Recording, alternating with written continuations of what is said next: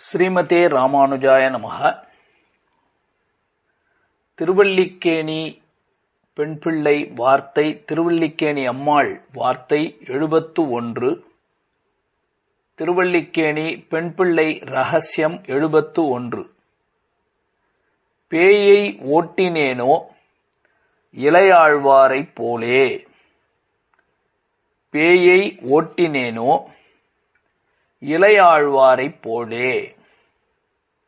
உங்களுக்கெல்லாம் தெரிஞ்ச சரித்திரம்தான். பல பேர் ஸ்ரீ வைஷ்ணவர்கள் இந்த சரித்திரத்தை கேள்விப்பட்டிருப்பீர்கள்.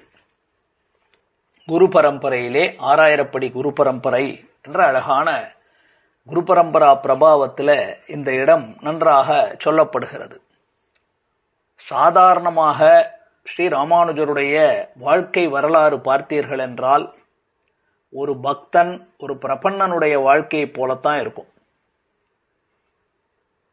தன்னுடைய சக்தி பிரபாவங்களை சித்து செயல்கள் அப்படின்னு சொல்றோம் இல்லையா, அந்த மாதிரி செயல்களை எல்லாம் ராமானுஜர் செய்தது கிடையாது. எப்பொழுதுமே தன்னுடைய ஆச்சாரியனுக்கு அடியவன், பகவானுக்கு அடியவன் என்றே எம்பெருமானார் வாழ்ந்து காட்டினார், ராமானுஜர் வாழ்ந்து காட்டினார் என்பது திண்ணம். இருப்பினும் ஒரு அவதார விசேஷம் அல்லவா. ராமானுஜர்னு சொன்னா அவர் ஏதோ நம்ம போல ஒருவர் அல்ல. பிரதானமாக ஆதிசேஷனே ராமானுஜராக அவதரித்தார் என்று சொல்லுவார்கள். பஞ்ச ஆயுதங்கள், பகவானுடைய பஞ்ச ஆயுதங்களே ராமானுஜராக அவதரித்தார்கள் அப்படின்னு சொல்லுவார்கள். ஏன்? திருவல்லிக்கேணி பார்த்தசாரதி பெருமாள் அவரே ராமானுஜராக அவதரித்தார் என்று 3 விதமாக, அப்ப பல அம்சங்கள் கூடி இருக்கக்கூடியவர். அதனாலதான் அவர் ஜெகதாச்சாரியார், அதனாலதான் உய்ய வந்தவர், அனைத்துலகும் வாழப் பிறந்தவர் என்றெல்லாம் அவருக்கு எதனால இவ்வளவு பட்டங்கள்னா, வித்வஜனங்களிலே தவறாக பொருள் சொல்லக்கூடிய பாக்கியர்கள், குதுர்ஷ்டிகள், வேத பாக்கியம் வேத குதுர்ஷ்டி அவர்களை ஜெயிக்கிறார். அதே சமயத்துல கருணை உள்ளத்தோட ஏழை எளிய ஞானமற்றவர்களை எல்லாம் திருத்தி அவர்களுக்கு ஞானத்தை கொடுத்து அவர்களுக்கு மேன்மையான மோட்சத்தையே பெற்றுக் கொடுக்கிறார். பகவானுக்கு செய்யக்கூடிய திருவாராதனங்களிலே இருக்கக்கூடிய குறைகளை எல்லாமும் நிவர்த்தி செய்து திவ்ய தேசங்களிலே ஆகம முறைப்படி உற்சவங்கள், பூஜா முறைகள் இதெல்லாம் நடைபெறச் செய்கிறார். பல கிரந்தங்கள் நவரத்னங்களாக 9 கிரந்தங்களை நிர்வகித்துக் கொடுக்கிறார். வேதாந்த காலக்ஷேபமாக, வேதாந்த பாஷ்யமாக உயர்ந்த கருத்துக்களை, தெளிவான கருத்துக்களை, குழப்பமற்ற கருத்துக்களை வெளிப்படுத்துகிறார். இப்படி எவ்வளவு காரியங்களை செய்திருக்கிறார் ராமானுஜர். இவ்வளவு காரியங்களை செய்திருக்கிறார் என்றால் அவர் ஒரு அவதார விசேஷம். இப்படி 3 விசேஷங்கள், 3 பேருடைய அந்த சாநித்தியம், ஆதிசேஷன், பஞ்ச ஆயுதங்கள், பார்த்தசாரதி எம்பெருமானுடைய அவர்களுடைய அந்த சாநித்தியம் எம்பெருமானாரிடத்தில் இருந்தது என்பது பூர்வர்களுடைய நிர்வாகம். ஆனால் ராமானுஜர் இவ்வளவு சக்தி வாய்ந்தவராக இருக்கிறாரே, பஞ்ச ஆயுதங்களினுடைய சக்தி அவரிடத்துல இருக்குன்னா எதனால இவர் கிருமிகண்ட சோழனை பார்த்து போகணும்? ஏன் இவர் சில இடத்துல மறைந்திருந்தார்? இவரை கொல்ல வந்த யாதவ பிரகாசன் கொல்ல வந்தான் உடனே எதுக்கு அங்கிருந்து ஒதுங்கி வந்தார் அப்படின்னு சொன்னால், தன்னைத்தானே ரட்சித்துக் கொள்ள முடியும் அப்படின்னு சொன்னால் அது ஸ்வயத்தனம், நாம் எடுக்கிற முயற்சி ஆயிடும். சித்த புண்ணியமாக பகவானை பற்றி இருக்கும் பொழுது அவன் ரட்சிக்கட்டும் என்று இருக்க வேண்டியது நம்முடைய நிலை. அதுதான் ஒரு ஜீவாத்மாவினுடைய ஸ்வரூபம். அதனால ராமானுஜர் தன்னுடைய சக்தியை பல இடங்களிலே காட்டியதில்லை. ஆனால் சில இடங்களிலே, எப்படி ராமாவதார காலத்துல ராமர் பகவானுடைய அவதாரமாகவே இருந்தாலும் தன்னுடைய மனைவியை பிரிந்து அழுதார், தேடினார் அப்படின்னு பார்க்கிறோம். அவர் மேல நாகாஸ்திரம் அதெல்லாம் பிரயோகிக்கப்பட்டு லக்ஷ்மணன் இவரெல்லாம் மூர்ச்சையாகி போனார்கள் அப்படின்னு எல்லாம் பார்க்கிறோம். சுவாமி, இவர் பெரிய பரமாத்மாவாச்சே, இவர் இப்படி இருக்காரா அப்படின்னா, அவர் நான் மனுஷனைப் போல இருக்கணும்னு தானே வந்திருக்கார். மனிதர்க்கா பராதனப்பட்டுன்னு வந்து மனிதனாக நான் இருக்க வருகிறேன்னு ஒரு அவதாரம் எடுத்துட்டு ஆனா தன்னுடைய சக்திகளை காட்டாமல் மறைத்து கொண்டு இருந்தார் ஸ்ரீமன் நாராயணன் ராமனாக அவதரித்து. ஆனால் அவரால் மறைக்க முடிஞ்சுதா? கடலிலே அணை கட்டுதல் இது மனிதன் செய்யற காரியமா? ஜட்டாயுவுக்கு மோட்சம் கொடுத்தல் இதெல்லாம் மனிதன் செய்யற காரியமா? அதெல்லாம் அதிமானுஷமான காரியங்கள் இல்லையா? கூரத்தாழ்வான் தன்னுடைய அதிமானுஷ ஸ்தவத்துல இதெல்லாம் சொல்லுகிறார். நீ மனிதனை போல இருக்கிறேன்னு சொல்லி வந்திய பெருமாளே, மனிதன் கடல்ல அணை கட்ட முடியுமா?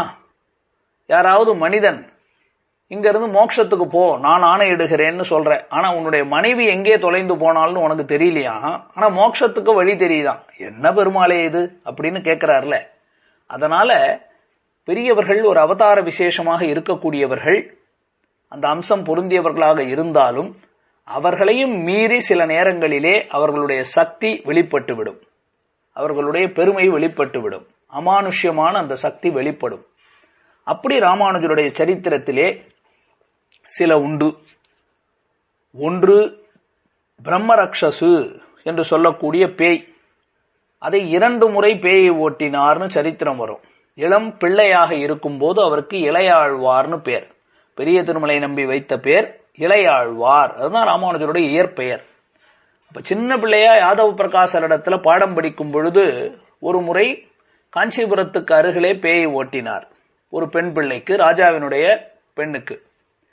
அதே போல பிட்டல தேவராயன் என்று தொண்டனூர், அங்க இருந்த ராஜா, அது கொஞ்சம் வயது முதிர்ந்த பிற்பாடு மேலக்கோட்டைக்கு போகும் பொழுது அந்த இடத்திலே அவனுடைய பிள்ளைக்கு இருந்த பேயையும் ஓட்டினார். அப்படின்னு 2 இடத்துல பேயை ஓட்டின சரித்திரத்தை நாம கேள்விப்படுகிறோம்.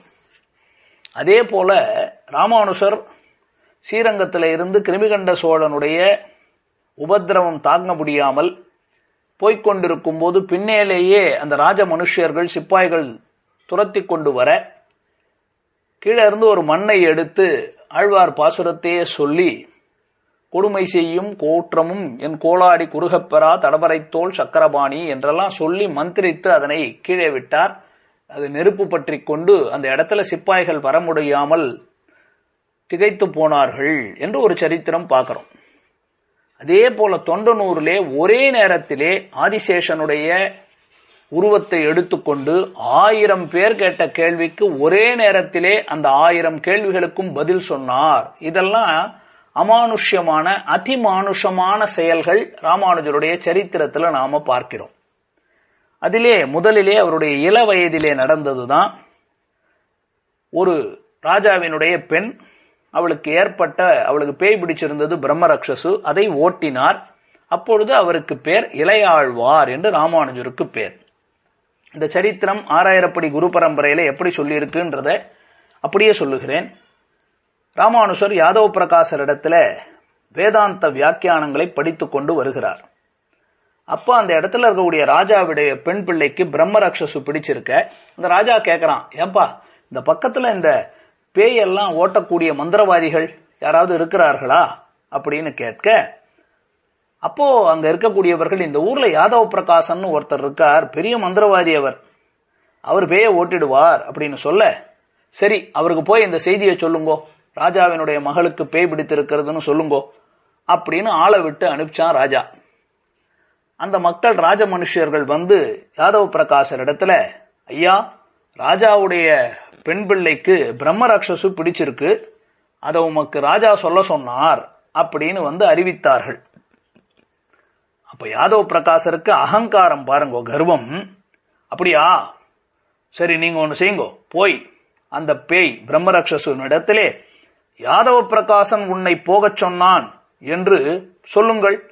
அந்த பேய்கிட்ட போய் யாதவ பிரகாசன் போக சொன்னான் அப்படின்னு போய் சொல்லுங்க அப்படின்னு சொல்லி அனுப்பிச்சு விட்டார் அந்த ராஜாவினுடைய ஆட்களை. அவங்களும் போய் யாதவ பிரகாசன் உன்னை போகச் சொன்னான் அப்படின்னு அந்த பேயின் இடத்துல போய் சொன்னார்கள். அது திரும்பி பதில் சொல்லுச்சு, அவன் தன்னை அங்கு நின்றும் போகச் சொன்னேன் என்று சொல்லுங்கள்.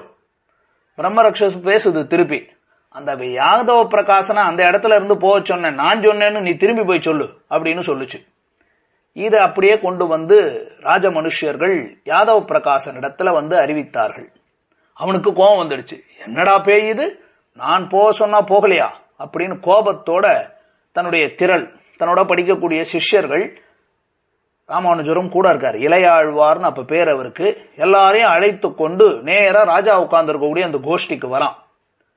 வந்த உடனே ஒரு பெரிய மந்திரம், ஏதோ ஒரு மந்திரத்தை ஜபிக்கிறான்.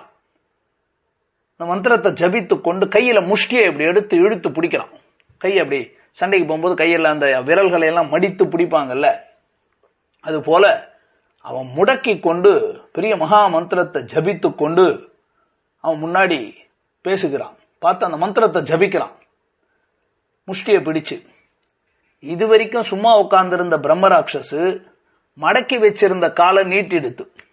முடக்கின காலை நீட்டிட்டு, அடா யாதவ பிரகாசா, நீ ஜபிக்கிற மந்திரம் நான் அறியேனோ அப்படின்னு மந்திரத்தை சொல்லுகிறது. அவன் என்ன மந்திரத்தை சொன்னானோ அது என்னன்னு சொல்லப்படவில்லை, ஏதோ ஒரு மந்திரத்தை சொல்லியிருக்கான். அந்த பிரம்மராட்சசு திரும்பி சொல்லுது, ஹே யாதவ பிரகாசா, நீ சொல்ல மந்திரம் என்னன்னு எனக்கு தெரியாதாடா, இதோ அப்படின்னு அந்த மந்திரத்தை திரும்ப சொன்னது.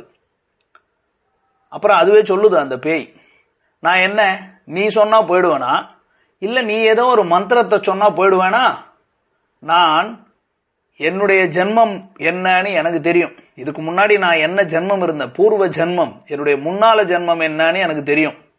அது என்ன பெருசு, நீ என்னவா இருந்தாய் முன் ஜென்மத்திலன்றதும் எனக்கு தெரியும் அப்படின்னு சொல்லுது.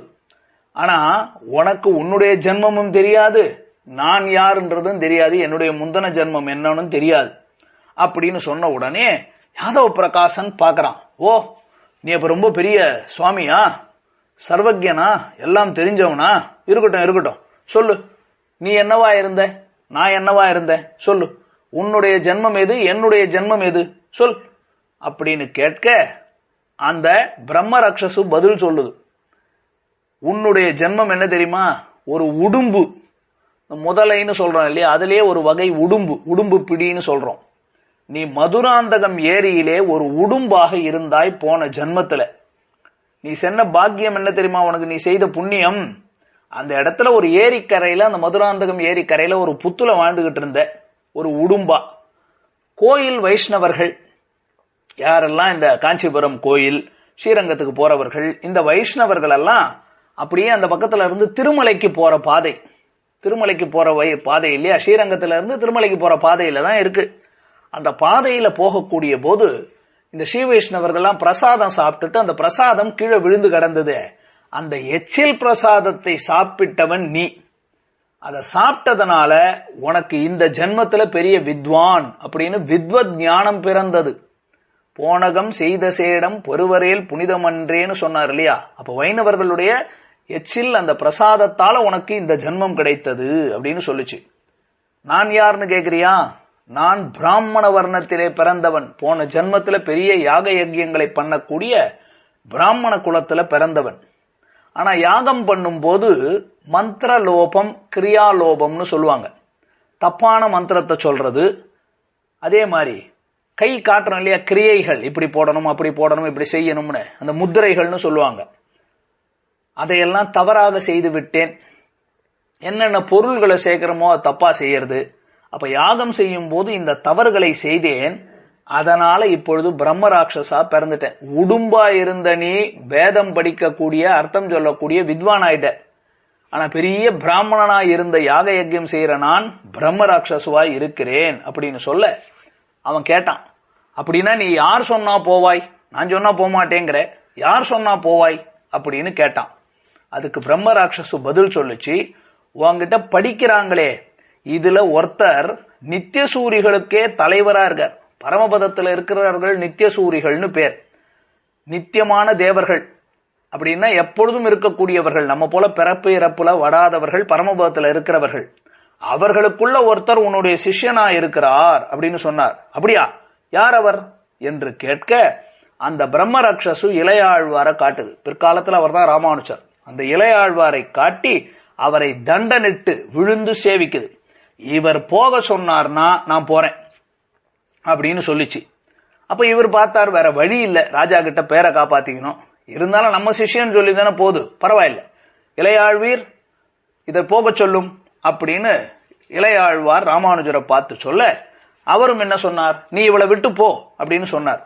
ஆனா பிரம்ம ராட்சசு சொல்லுச்சு, இப்படி எல்லாம் வார்த்தையில சொல்லக்கூடாது, உன்னுடைய திருவடி தாமரைகள், உம்முடைய பாதங்களை எடுத்து என்னுடைய தலையிலே வையுங்கோள், அப்பொழுது நான் போகிறேன் அப்படின்னு சொல்ல, இளையாழ்வாரும் சரி என்னுடைய பாதங்களை எடுத்து வைக்கிறேன், நீ போறேன்றத நான் எப்படி ஒத்துக்கிறது, எங்களுக்கு எப்படி தெரியறது நீ நிஜமா போனாய் அப்படின்னு என்று கேட்டார்.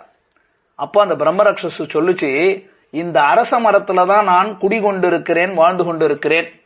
நான் இங்க இருந்து இந்த உடலை விட்டு பிரிந்தேன் அப்படின்னா அந்த அரச மரத்தினுடைய கிளையை முறித்து விட்டு போகிறேன் என்று சொல்ல, அப்படியே ஆகட்டும் என்று இளையாழ்வார் தன்னுடைய திருவடி தாமரைகளை எடுத்து அந்த பிரம்மரக்ஷசு பிடித்திருக்கிற பெண் தலையிலே வைக்க, உடனே கொஞ்சம் செகண்ட்ல தள்ளி பார்த்தா அரச மரத்துல அந்த கிளை முறிந்து கீழே விழ, அந்த பிரம்மரக்ஷசு அந்த ராஜாவினுடைய பெண்ணை விட்டு பிரிந்தது என்பது உயர்ந்த சரித்திரம்.